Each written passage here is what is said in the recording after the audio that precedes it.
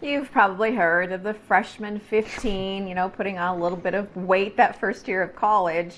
Well, now there's the quarantine 15. Sometimes the quarantine 20. As NBC7's Omari Fleming explains, the pandemic-induced weight gain has some doctors sounding the alarm.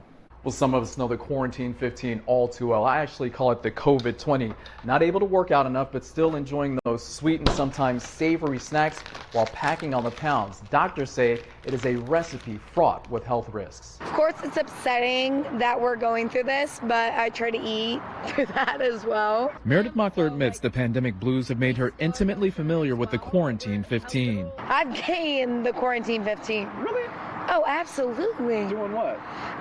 Sitting at home eating pizza rolls and not doing much else. Mockler's not alone. It's an issue that Dr. Abby Alalude says has become quite common at Sharp-Steely. My patients are telling me that they are eating more, drinking more alcohol. The peer-reviewed medical journal Obesity highlights that during these times of coronavirus quarantine, there's, quote, great concern because small changes in body weight in relatively short periods can become permanent and lead to substantial weight gain over time. I think it's important to realize that, number one, weight gain does increase the risk for obesity. Obesity in general does increase the risk of chronic health conditions like hypertension and diabetes and high cholesterol. Why are those things important when it comes to COVID-19? Well, so we know that they are some of the conditions that can put you at increased risk of getting severely ill if you do get COVID. So does this sound familiar to you? The study also shows during the pandemic, people have been buying more comfort foods, things like potato chips, ice cream, and alcohol.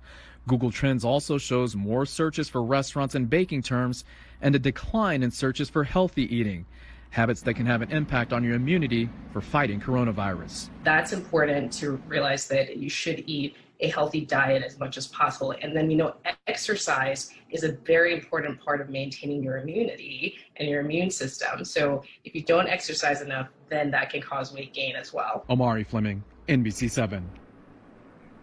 Well, Dr. Ululade says the right weight isn't all about being super skinny. She says body mass index, your BMI, that's a really good way to define your weight. There's a ton of calculators online if you want to go plug in numbers and see what yours is.